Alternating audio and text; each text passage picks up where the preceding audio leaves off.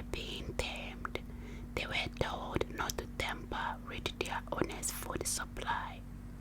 Goat and antelope were herbivores, so they were only expected to eat grass. But each time their owner or his wife returned from the farm with yams and vegetables, goat and antelope would leave for the farm and eat the food that had grown there. When their owner and his wife returned to the farm and found that the food there had been eaten, they would become irate and warn antelope and goat not to repeat their actions. One day, the owner's wife went to the farm and came home with the only tuber of yam left in the barn. It was planting season and they had planted their yams. She had put her pot on the stove in the kitchen and had carried the tuber of yam on a tray. Intending to peel the yam, she placed the tray on the ground and remembered that she had left the knife inside the house. Immediately, she went back to retrieve it. When she returned, she discovered that goat had eaten the yam. "Oh no," she cried. She took her cane and immediately began to flog the goat. As she was flogging the goat, Antelope came in and saw how her friend was being treated.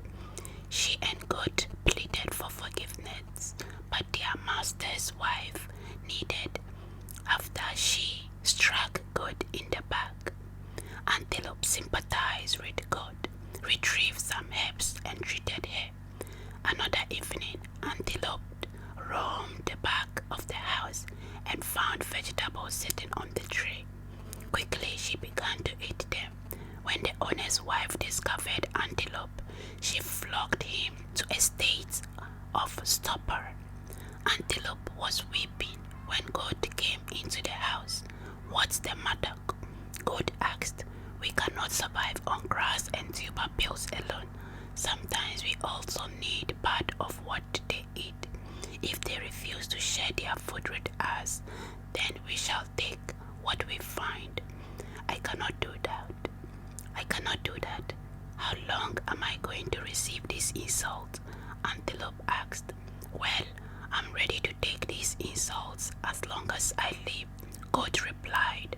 One morning, their master's wife poured a pot of water to cook beans for her family. She had used a sieve to separate the beans from the stones.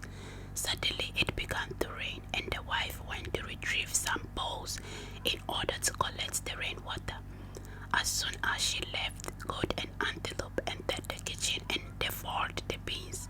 When the wife discovered this, she told the owner of the incident, and both began to beat Goat and Antelope like they had never done before. The beatings were so severe that Goat and Antelope had to be taken to the neighboring village for treatment. After they recovered, they returned home. Antelope decided she couldn't bear the beatings anymore. Goat pleaded with her to bear the pain. She knew she had to bear the pain to survive, but Antelope refused Goat's plea because she knew she could survive in the bush without her tamers. Once again, Goat and Antelope ate their owner's yam and were threatened to another beatings. Before the owners managed to act, Antelope told Goat that she could not stand another punishment and ran away. Because Antelope knew that she could fend for herself, she was able to escape punishment. However, Goat did not believe in her own independence and therefore suffered another beatings. When the beatings was finished, Goat stood up and dusted herself down. In order to survive, Goat tried to convince herself that because of the punishment, she was stronger and more able to live with her owner. However, try as she might, Goat could not shake off the idea that Antelope had managed to escape the beatings because she believed in her ability to act independently. Due to Goat's lack of confidence, she would not be able to escape her owner insult today.